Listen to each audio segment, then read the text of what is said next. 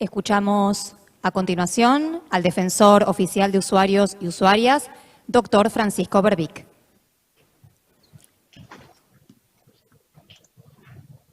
Buenas tardes.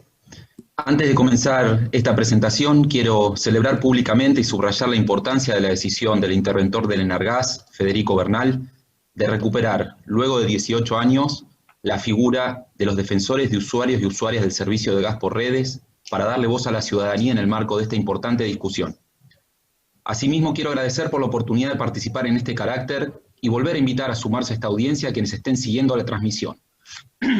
Para eso pueden acceder al formulario de consulta desde la página web del organismo. Estaremos atentos e intentaremos transmitir todas las consultas que sea posible y tengan vinculación con el objeto del acto.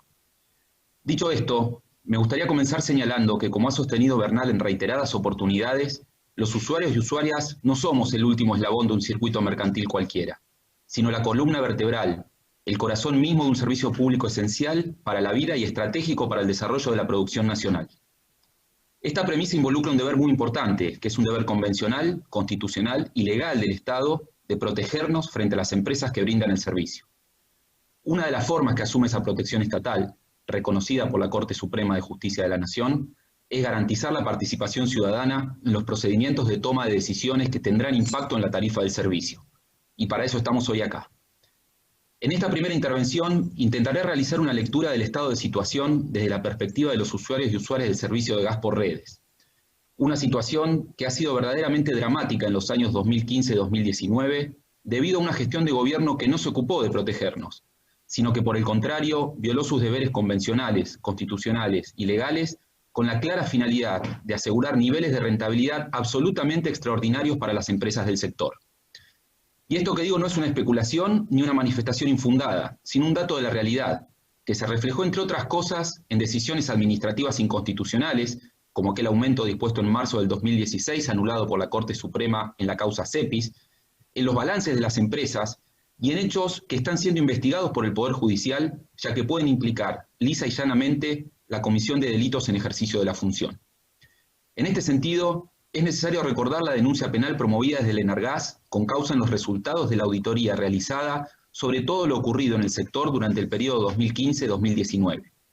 Esta denuncia se funda en la presunta manipulación del factor de actualización de la base tarifaria, lo cual, como sabemos, tuvo un enorme impacto en la tarifa del servicio que debimos enfrentar como usuarios y usuarias.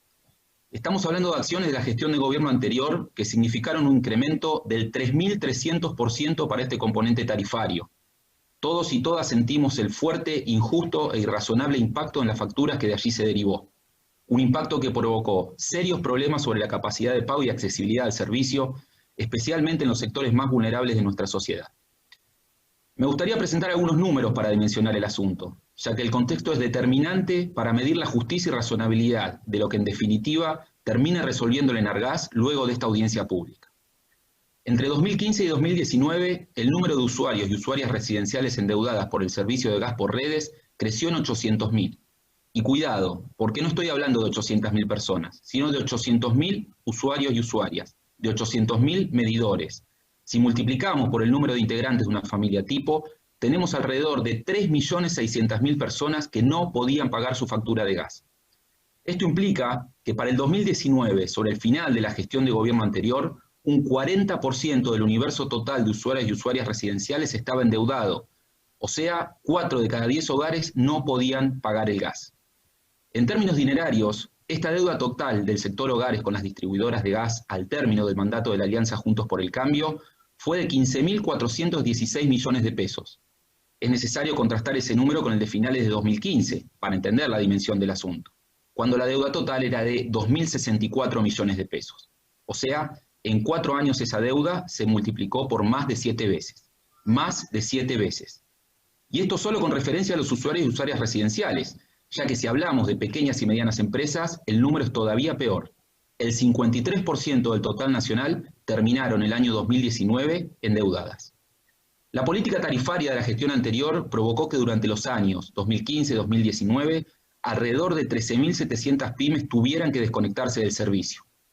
Noten que estamos hablando de los hogares y del principal sector empleador de nuestro país. Hablamos de industria nacional, Hablamos, en definitiva, de cuestiones de soberanía y de bienestar del pueblo argentino. Cuando damos vuelta a la computadora para observar este escenario del lado de las empresas, el factor de actualización al que nos referimos tuvo una enorme incidencia sobre su rentabilidad y las amortizaciones. En concreto, para las licenciatarias del servicio de gas por redes, esto significó ingresos en exceso para el quinquenio 2017-2021 de al menos 21.255 millones de pesos constantes. Por último, también es necesario saber que entre el 2016 y el 2019, la expansión de la red domiciliaria fue la peor desde el año 1996. Esto significa que la rentabilidad extraordinaria obtenida por las empresas no se vio reflejada en inversiones que permitieran mayor accesibilidad al servicio. Dato que las empresas han intentado desdibujar en sus presentaciones del día de hoy al referirse a obras realizadas desde inicios de la década del 90. Sabemos que no es objeto de esta audiencia discutir sobre inversiones, pero el dato es relevante para comprender el contexto en el cual debe definirse esta nueva tarifa transitoria.